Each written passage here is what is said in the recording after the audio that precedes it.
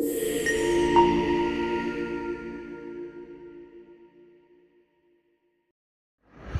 Lord everyone. దేవుని పరిశుద్ధ నామమున మీ అందరికీ నా వందనాలు చేస్తాను.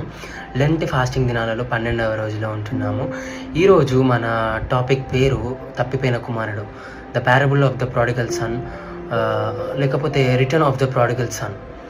ఇక్కడ లూకా సువార్త 15వ అధ్యాయము 11 నుంచి మనం చదివినట్టయితే మనకందరికీ తెలిసిన ఒక స్టోరీ ఇది, తప్పిపోయిన కుమారుడిది. అక్కడ ఒక మనుషుడు ఉంటాడు. అక్కడ మనుషుడికి 2 కొడుకులు. అందులో చిన్నవాడు ఆస్తి పంపకాలు చేసుకొని తనకు రావాల్సిన ఆస్తి అంతా తీసుకొని వేరే దేశానికి వెళ్ళి అక్కడ అంతా వృధా చేసి ఖర్చు పెట్టేసి మొత్తం అంతా పోగొట్టుకొని తినడానికి తిండి కూడా లేక అతను ఎంతో కష్టాలు పడుతున్నప్పుడు అతను అనుకుంటాడు, నా తండ్రి దగ్గర ఉన్న వాళ్ళందరికీ సమృద్ధిగా ధాన్యం ఉంది, ఆహారం ఉంది, నాకు ఎందుకు లేదు, నిన్న తండ్రి దగ్గరికి వెళ్ళిపోదామని నిర్ణయించుకుని తన తండ్రి దగ్గరికి వెళ్ళేటప్పుడు ముఖ్యంగా క్షమాపణ, తను చేసిన తప్పులను పాపలను అన్నిటినీ తను గ్రహించి అక్కడ వెళ్దాం అనుకున్నప్పుడు తండ్రి వెళ్ళాక వెంటనే తండ్రితో ఇలా అందాం అనుకుంటాడు. తండ్రి, నేను పరలోకమునకు విరుద్ధంగా ఉన్నాను, నీ కొడుకుగా ఉండడానికి నాకు ఎలాంటి యోగ్యత లేదు, కానీ నీ పని వాళ్ళలో ఒక్కరిగా నన్ను చేర్చుకొని నన్ను ఆదరించమని చెప్పేసి అడుగుదామని చెప్పేసి అనుకుంటాడు.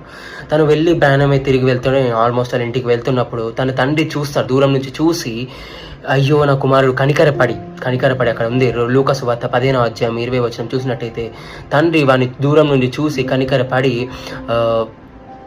తనని దూరంగా వెళ్ళి పరిగెత్తుకొని వెళ్ళి అతన్ని హగ్ చేసుకుంటాడు, మెడ మీదుగా తనని హద్దుకొని ముద్దు పెట్టుకుంటాడు అని చెప్పేసి రాసింది. ఇక్కడ చూసినట్టయితే తండ్రి తన కొడుకుని క్షమిస్తాడు. ఎలాంటి క్వశ్చన్స్ అడగకుండా, ఏం చేయడు, ఏం అడగకుండా, వెళ్ళిపోయావు ఏంటి, మళ్ళీ ఎందుకు వచ్చావు అని అడగకుండా వెళ్ళి కనికరపడి ముద్దు పెట్టుకుంటాడు. అలాగే మన తండ్రి అయిన దేవుడు కూడా మనల్ని అలాగే మనం ఎప్పుడైతే మనం తనని పట్టు చూసి మనం ఎప్పుడైతే క్షమాపణ కోరి పశ్చాత్తాప పడుతూ ఉంటామో, ఆ గుణం కలిగి ఉంటామో, దేవుడు మనల్ని హద్దుకోవడానికి మన కోసం వెయిట్ చేస్తూ ఉంటాడు. ఎప్పుడు నా బిడ్డ నా దగ్గరకు వస్తాడు, ఎప్పుడు నేను క్షమిద్దామా అన్నట్టు రెడీగా ఉంటాడు. మన క్రిస్టియానిటీలో మనకు ముఖ్యంగా కావాల్సిన లక్షణము క్షమాపణ గుణం. మనము లూకా సువార్త 22-23లో చూసినట్టయితే అక్కడ సిల్వ ధ్యానం ఉంటుందంతా. అక్కడ దేవుడు సిల్వ పైన ఉన్నప్పుడు అక్కడ ఉన్న సోల్జర్స్ దేవుడి వస్త్రాలను చింపి ఆడ చిట్లు వేసుకుంటూ ఉంటారు. అక్కడ మనం చూసినట్టయితే దేవుడు వాళ్ళందరినీ చూసి తండ్రి, వీరేమి చేయుచున్నారు, వీరు ఎరుగరు కనుక వీరు క్షమించుడి. క్షమాగుణం కలిగి ఉన్నాం. మనం ఎప్పుడైతే మనం చేసిన తప్పులను బట్టి మనం పశ్చాత్తాపంతో ఉండి రిపెంటెన్స్ కలిగి ఉంటామో, అలాగే దేవుని క్షమాపణ దేవుని తట్టు తిరిగి క్షమాపణ కోరి ఉంటామో. అక్కడ చూస్తున్నట్టయితే అక్కడ చిన్న కుమారుడు కేవలం తను సెల్ఫ్ కరెక్ట్ చేసుకోవడమే కాకుండా తన తండ్రి దగ్గరికి వెళ్దామని అనుకుంటాడు. మనం కూడా అలాగే మనం కూడా మన సెల్ఫ్ కరెక్షన్ కాకుండా అదొక్కటి చేసి ఆగిపోకుండా మనం దేవుని తట్టు చూడాలి. We have to turn towards God. అప్పుడు మనకి క్షమాపణ అనేది దొరుకుతుంది, మనకి ఫర్గివ్నెస్ అనేది దొరుకుతుంది.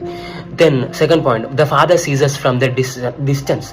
మన దేవుడు దూరం నుంచి చూసి కనిపెడితే ఎల్లప్పుడు మనం కనిపెడితే ప్రతి క్షణం ప్రతి నిమిషము మన దేవుడు చూస్తూనే ఉంటాడు. ఎప్పుడు నా కుమార్తె నా వైపు వస్తుంది, నా వైపు ఎప్పుడైతే తను వస్తుంది అని వెయిట్ చేస్తూ ఉంటాడు. మనల్ని ఎప్పుడు శిక్షించడానికి కానీ, మనం చేసిన తప్పులకు మనం పనిష్ చేయాలని కానీ, లేదంటే మనం ఇంకేమైనా చేయాలని చెప్పేసి ఎప్పుడు మన దేవుడు ఉండడు.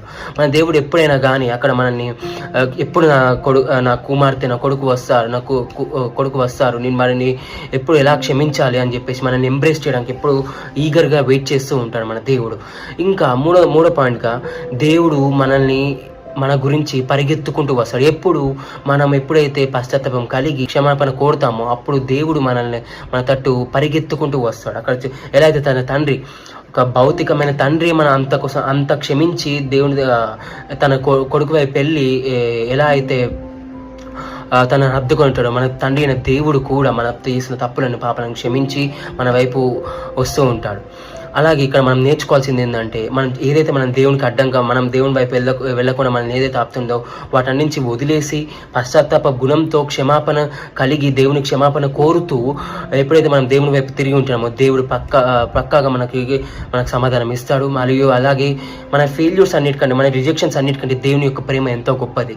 అలాగే మనం ఎప్పుడైతే అక్కడ లేచి వెళ్తాడు అని ఉంది కుమారుడు, మనం కూడా మన చేసిన తప్పులను ఎరిగి లేచి దేవుని ఎప్పుడైతే క్షమాపణ గుణంతో దేవుని క్షమాపణ కోరుతామో, దేవుని వైపు చూస్తామో, అప్పుడు మనకి దాని నుంచి విడుదల కలుగుతుంది. We have to rise from that and we have to go back to our father. దేవుడు ఇచ్చింది వాక్యాన్ని వాటలను దీవించును గాక. ఆమెన్.